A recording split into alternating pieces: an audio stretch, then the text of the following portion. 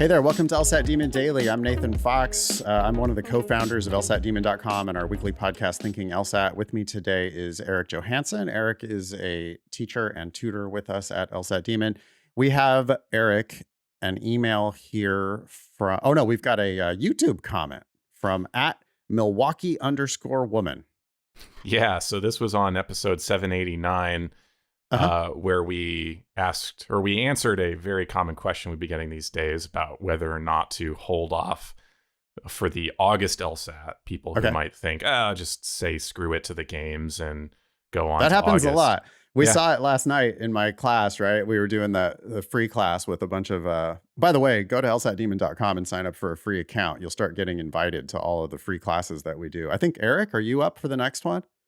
So yeah, May 21st, I'm teaching a free version of my cross-training class. We're going to talk about how to treat logical reasoning like logic games.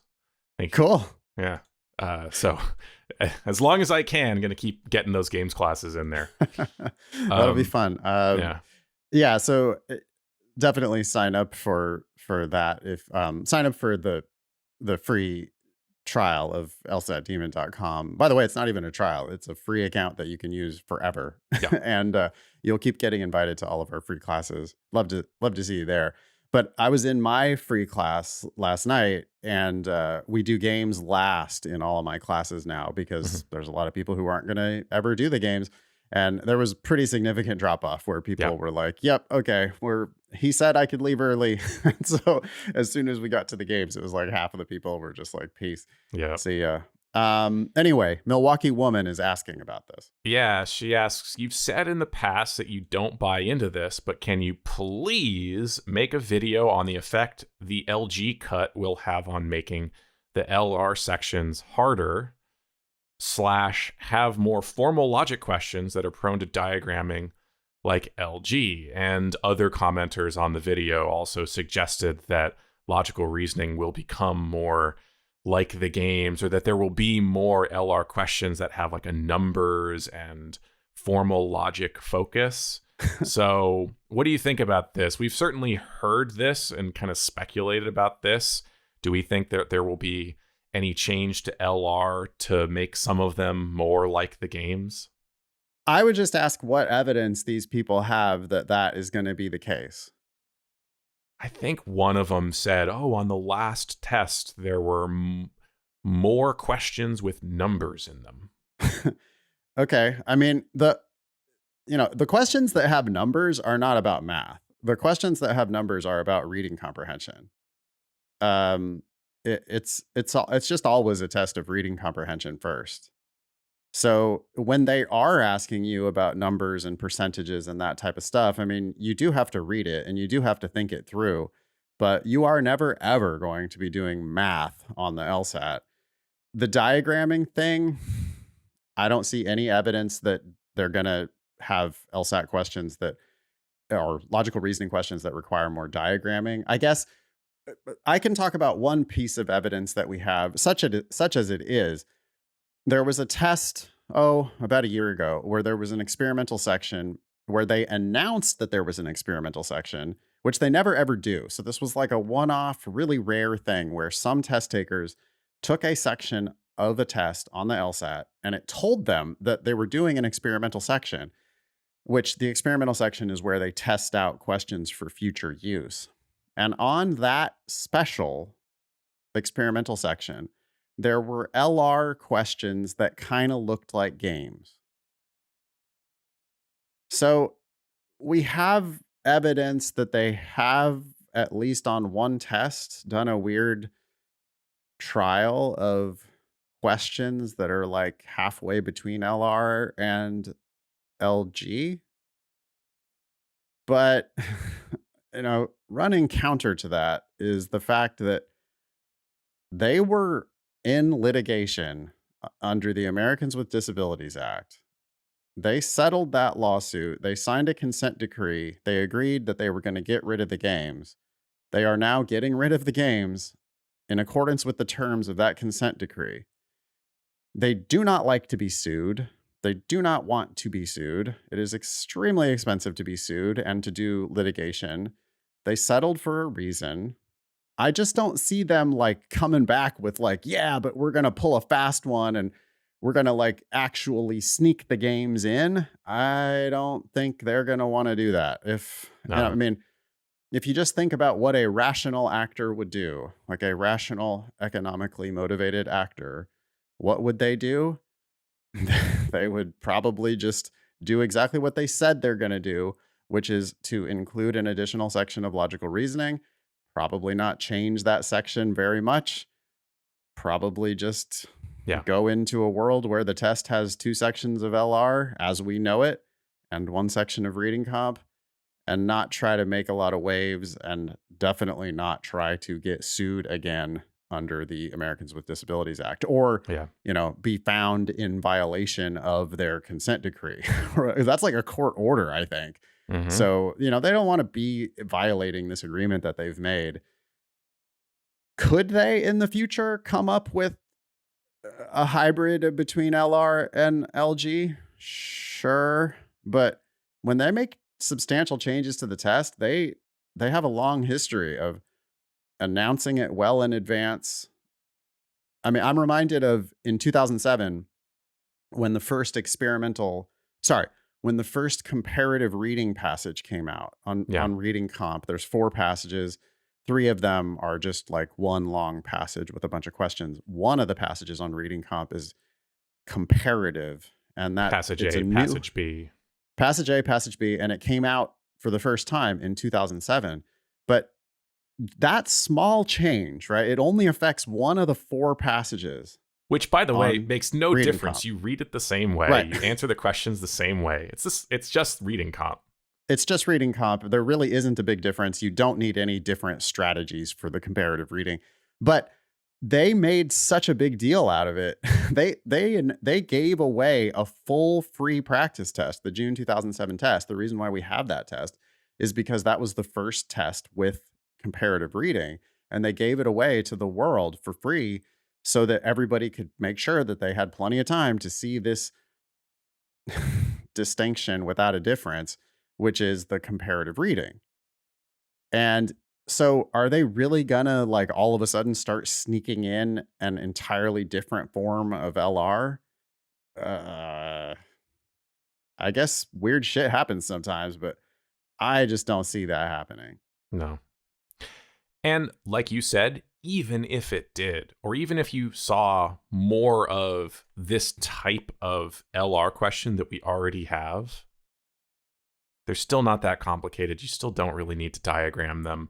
How many of these quote unquote numbers Oh, based LR questions, how many of those just come down to, well, there's a difference between a total number and a percentage? I got this is going to be kind of a tangent, but Sure. I've got a niece who's a junior in high school, and she is at the point where she needs to be studying for the SAT or the ACT. Hmm. And I've started looking at the ACT with her. Eric, were you SAT or ACT? SAT. SAT. I was in SAT school as well, but I've started looking at the ACT. I'm actually interested in the ACT as an opportunity for kids like my niece because she's leans more toward the verbal stuff than Hmm. she's a language arts person and she aces everything in language arts, and math not so much. Well, the ACT has a section that's called science. And when you actually do those science questions, they require 0 scientific knowledge. They are 100% reading comprehension questions. I was able to do all of them perfectly, despite I hated, I like sucked at high school chemistry. I mean, I took no science in college, really. I know nothing, but just by reading it's all it is like, can you read that graph? Can you read that Yep. chart? Can Yep. you read the complicated information that has scientific terms in it? But it's not testing your knowledge of science. It's testing your reading comprehension. And that is exactly how LSAT reading comprehension is when they pretend to be, giving you ooh, the topic is science. Yeah, I know, Yeah. but you're not testing me on my scientific knowledge. You're testing me on my ability to read and understand You're going to give me all the facts I need to answer these questions. Same thing when they're talking about numbers and percentages on LSAT logical reasoning, or same thing when they're talking about scientific topics anywhere on the LSAT. It's really just a reading comprehension test. So Yeah. I don't, even if they do start putting more LR questions with numbers in them, hang in there. It's common Yeah. sense. Like, there's a difference between numbers and percentages. You Yeah. guys should know that. That's That- that, and these questions just over and over again come back to that same thing. Yeah. It's just there's a difference between There's numbers and percentages. There's a difference between numbers and percentages. Yeah. Yes. I'll just say the one thing that really I think helps me with these types of questions, which is what I always try to do, is play with the extremes of the information that I'm given. For instance, did an LR question earlier today that I think falls into this category of like kind of feels like a logic game. It was like all of the tulip trees in the park are older than the oak trees, and and some of the sycamore trees are older than the oak trees, and all of the willows are are younger than, and it was just all that. What I will do is just like, okay, what's the most extreme version of this scenario that I can imagine? For instance, there are 1,000 tulip trees, and they're all 500 years old. Mm-hmm. There is one dogwood, and it's 6 months old. Mm-hmm. And when you start to imagine those extreme scenarios within the numbers that you are given, it helps to clarify why the conclusions that are drawn don't make any sense, because you realize, well, no, that doesn't have to be true, because you can play with the numbers in such a way that this all that breaks down. That one is like a particularly difficult, I would say, LR question. I mean, that question does not turn out to be on the easier side of things, but you can boil it down to really even simpler than that. For those of you who are afraid of numbers and percentages, look, if I were to gain 10% of my body weight and Eric were to gain 10% of his body weight, do you know who gained, did we gain the same number of pounds? That we didn't, right? Because we don't weigh the same. I mean, maybe we weigh the exact same to begin with, in which case we did gain the exact same amount of weight.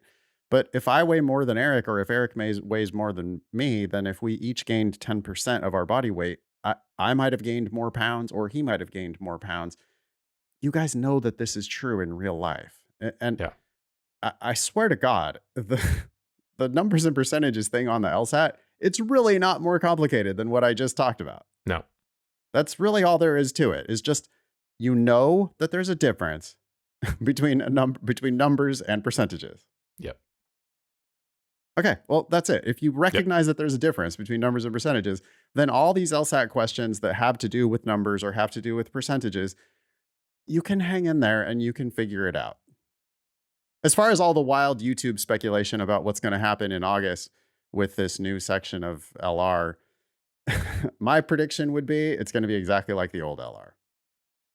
Yep. That could be wrong, and we're going to find out in August. We won't really know anything more until then. Thanks, Milwaukee Woman. And thanks to all of you who engage on YouTube. It's really cool to see you commenting and chiming in on the conversation. Appreciate it. Mm-hmm.